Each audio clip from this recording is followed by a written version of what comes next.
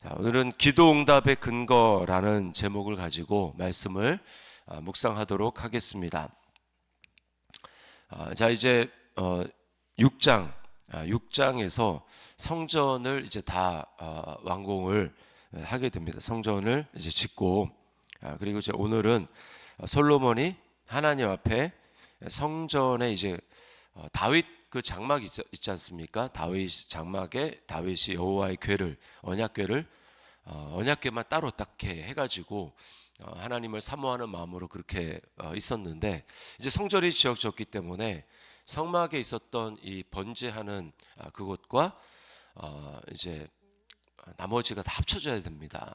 언약궤가 따로 떨어져 있으면 안 되죠. 그래서 이제 나머지는 다 옮겼는데 이 언약궤를 이제 지성소 안으로 들여 놔야 합니다. 그래서 오늘 그 부분 지성소 안으로 들여오고, 그 다음에 솔로몬이 하나님 앞에 여러 가지 이제 몇 가지를 기도하는 그런 내용이 나와 있습니다.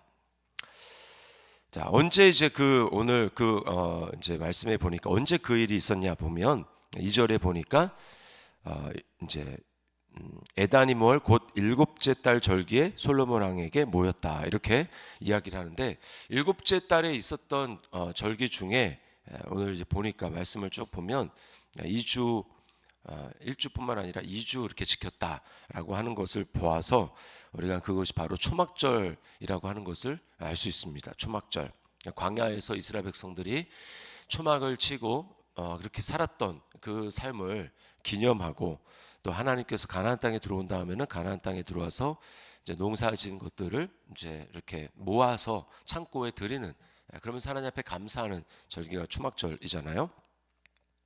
자, 그때에 언약궤를 지성소 안으로 들여왔고, 이제 거기 하나님 영광이 가득했다. 10절에 보면 이렇게 나옵니다. 제사장이 성소에서 나올 때에 구름이 여호와의 성전에 가득하매, 11절에 제사장이 그 구름으로 말미암아 능히 서서 섬기지 못하였으니 이는 여호와의 영광이 여호와의 성전에 가득함이었더라, 이렇게 이야기를 합니다. 이거는 성막을 완성한 다음에도 똑같습니다. 왜냐하면 하나님이 이제 지어라 라고 하나님이 알려준 이 양식대로, 그 치수대로 그대로 모든 것들을 다 지었기 때문에 그 다음에는 거기에 하나님 약속대로 하나님의 영광이 임재하는 거죠. 하나님의 영광이 임재합니다. 그리고 구름으로 그것을 하나님 보여주는 거죠. 자, 그래서 어제도 제가 말씀을 드렸지만 원래 이제 진짜 성전의 핵심 기능이 하나님 거기 계신다라는 거잖아요. 하나님의 임재, 하나님이 거기 계신다라고 하는 건데, 그런 의미에서 이 땅에 있는 진짜 성전은 뭐냐면 바로 예수 그리스도입니다. 온전한 진짜 성전은 예수 그리스도예요. 왜냐하면 예수님에게는 하나님이 영광의 임재가 그대로 있었습니다. 그래서 요한복음 1장 14절에 보면 말씀이 육신이 되어 우리 가운데 거하심에 우리가 그 영광을 보니 라고 얘기를 하는데, 그 영광 어떤 영광입니까? 아버지의 독생자의 영광이었다, 이렇게 얘기하고 은혜와 진리가 충만했다, 이렇게 이야기를 합니다. 그것이 바로 예수 그리스도 안에 있었던 하나님의 영광이고, 그래서 주님은 또 뭐라고 말씀합니까? 요한복음에 보면 성령을 한량없이 부어주셨다, 또 이렇게 얘기합니다. 그래서 성령의 하나님의 임재로 그 충만한 예수 그리스도의 그 자체가 바로 이 땅에 있는 성전인 거죠. 거기 하나님이 계시기 때문에. 그래서 예수님은 제자들에게 나를 본 자는 아버지를 보았다, 이렇게 말하고 나와 아버지는 하나다, 이렇게 이야기를 하셨습니다. 그러니까 이 땅에서 처음으로 이제 완전한 하나님의 영광의 임재가 있었던 곳이 바로 예수 그리스도 그 안에 하나님의 영광의 임재가 충만했던 것입니다.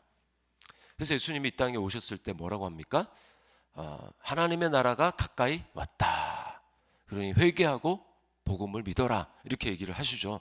예수님 자신이 육체로 인격으로 이 땅에 오신 하나님의 나라의 핵심, 하나님 나라의 왕이니까, 그리고 성전 자체니까, 이 땅에 이제 성전이 왔으니 너희가 지금 섬기고 있는 진짜 뭐 이렇게 제사를 지내고 있는 그 성전은 더 이상 진짜 성전이 아니다.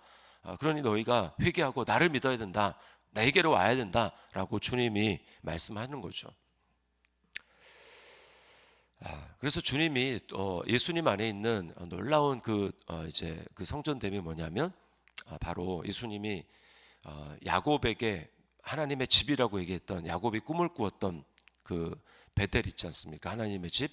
그때 꿈속에서 천사들이 오르락 내리락 하는 그것을 봤습니다.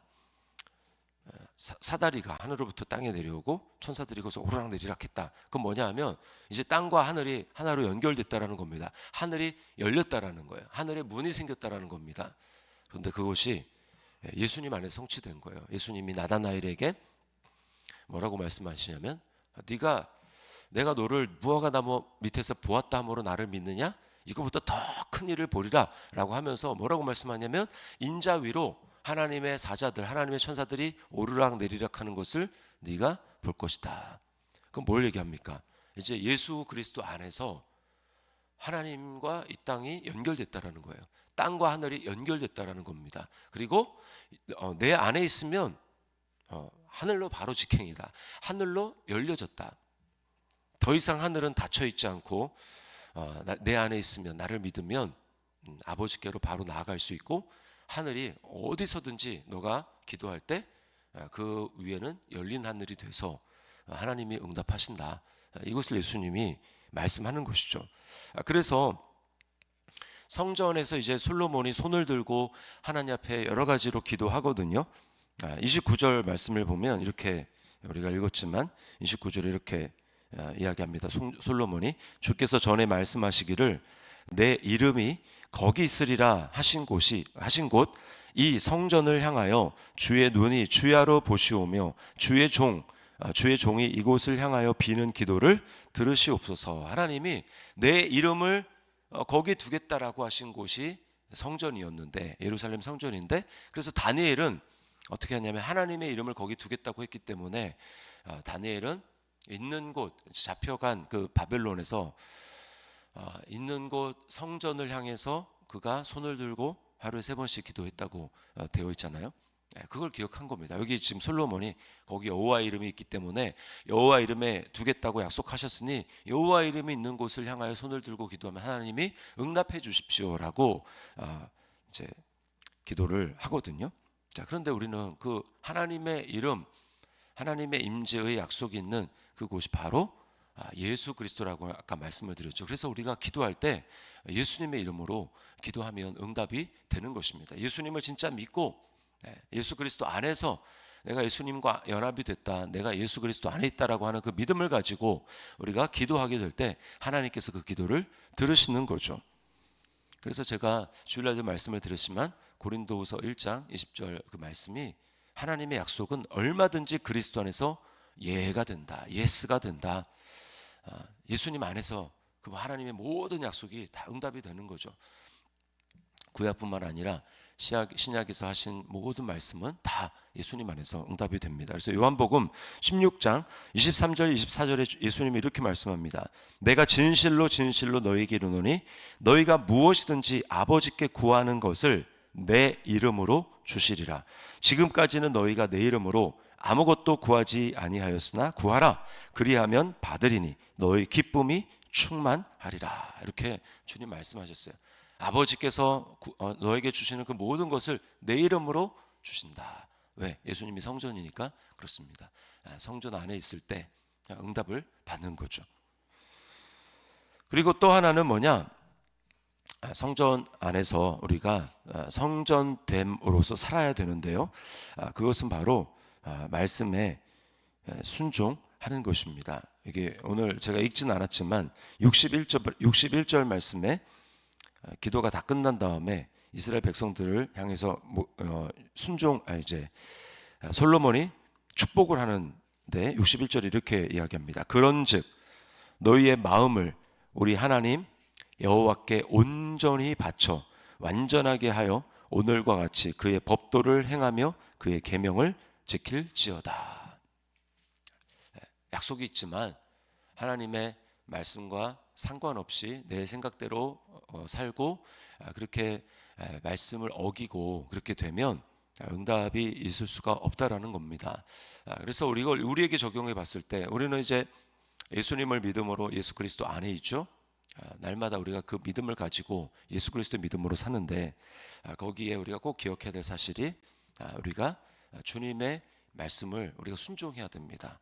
그런데 순종은 여러 가지가 있지만, 어제도 제가 말씀을 드렸지만, 이제 신약 시대에 순종은요, 사랑이에요. 사랑. 하나님을 마음과 목숨과 뜻을 다해서 하나님을 전심으로 사랑하는 겁니다. 그리고 또 하나, 예수님이 이제 새 계명을 너에게 준다라고 했을 때 그 계명은 딱 한 가지였습니다. 그 뭐냐면, 내가 너희를 사랑한 것 같이 너희도 서로 사랑하라. 즉, 형제, 믿음의 형제 자매를 위해서, 주의 몸을 위해서 너희를 생명을, 목숨을 버리듯 그렇게 서로 사랑해야 된다. 이것이었습니다. 그러면서 주님은 요한복음 14장 21절에 이렇게 말씀하셨어요. 나의 계명, 새 계명입니다. 이미 13장에서 새 계명을 너희에게 주노니라고 말씀하셨던 그 계명을 이렇게 얘기를 합니다. 나의 계명을 지키는 자라야 나를 사랑하는 자니, 나를 사랑하는 자는 내 아버지께 사랑을 받을 것이요 나도 그를 사랑하여 그에게 나를 나타내리라. 주님이 나타나는 게 성전이죠. 예수 그리스도가 이제 임재가 나타나는 것, 이것이 성전된 삶입니다. 그러므로 이제 우리가 예수 그리스도 안에서, 어제 우리가 성전이 되었다고 말씀을 드리지 않았습니까? 예수님과 연합해서 이제 교회가 성전입니다. 내 안에 성령님이 계시니까 내가 성전인 거죠. 그리고 내 안에 성령님이 계신다고 하는 것은 나 혼자가 존재하는 게 아니라 그 이제 성령이 계시는 그 사람들이 모인 그 공동체 안에 있을 때 그것이 또 효력을 발휘하는 거죠. 그때 주님의 약속의 말씀을 지킨다, 계명을 지킨다라는 것은 다른 것이 아닙니다. 뭐 여기 구약에 있는 자구 하나하나 지키는 것도 물론 지키는 거지만, 사랑의 율법을 완성하는 거예요. 그렇기 때문에 내가 하나님을 사랑할 뿐만 아니라 내가 그 하나님의 사랑을 내 마음에 가지고, 예수 그리스도가 나를 위해서 십자가에 죽으시고 예수 그리스도가 교회를 위해서 자신의 피를 흘려주시고, 그것을 기억하면서 나도 예수님의 그 사랑을 기억하며 형제 자매를 위해서 나도 날마다 죽는다. 자존심을 내려놓고 내 생각을 내려놓고 형제 자매를 위해서 내가 죽고 그를 섬긴다. 이게 바로 예수님의 계명을 지키는 삶입니다. 주님의 몸을 위해서 살아가는 거죠. 그래서 요한복음 그 끝자락에 주님이 부활하신 다음에 베드로에게 물어보시죠. 너가 나를 사랑하느냐? 3번이나 물어보십니다. 그때 베드로가 제가 주님을 사랑하는 줄 주님이 아십니다 라고 말씀할 때, 주님 뭐라고 말씀합니까? 그렇다면 너는 내 양을 먹여라. 내 양을 쳐라. 뭐예요? 이제 너 나를 사랑한다고 했는데, 그러면 이제 너는 내 몸을 섬기는 삶을 살아야 된다. 교회를 섬기는 삶을 살아야 된다라고 주님이 말씀하신 것이죠. 그래서 우리가 이것을 기억해야 됩니다.